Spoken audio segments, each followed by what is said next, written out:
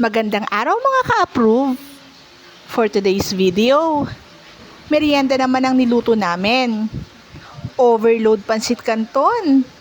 Ang daming sahog. Mapapakain ka sa sarap. Tara, luto na ulit tayo. Una, mag-isa muna tayo ng bawang at sibuyas. At saka natin ilagay yung hiniwa nating manok. Takpan natin yan at hayaang magmantika. Pag nagmantika na ito, ilagay natin yung ulo ng hipon. Nagpakulo na nga pala kami ng hipon kanina para magamit natin sabaw. Hiniwalay na namin yung laman para for toppings mamaya.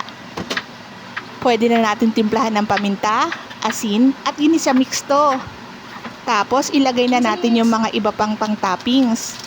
Gaya ng fried fish balls, tokwa, at saka chorizo de belbao. Lahat nga pala yan kinuha lang namin sa ref na pwedeng ipang sahog. Pagkatapos niyan, lagyan natin ng konting sabaw na galing dun sa pinagpakuluan natin ng hipon.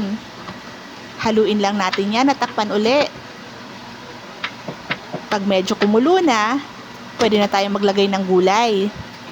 Ilagay muna natin yung carrots, tapos yung bagu beans, at saka yung repolyo. Takpan na ulit natin at hayaang kumulo. Pagkatapos niyan, pwede natin isunod ilagay yung kinchay. Haluin natin. Tapos luto na yan. I-set aside muna natin kasi gagamitin natin yung kaserola. Diyan natin gagawin yung sauce. Isali na natin yung natirang sabaw ng hipon. Tapos lagyan natin ng chicken cubes at pakuluin.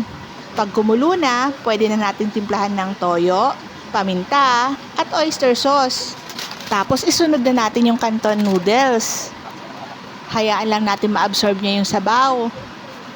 Pag naluto na ito, at na-reduce na yung sabaw at naging sauce na ito, pwede nyo nang i-plating ito.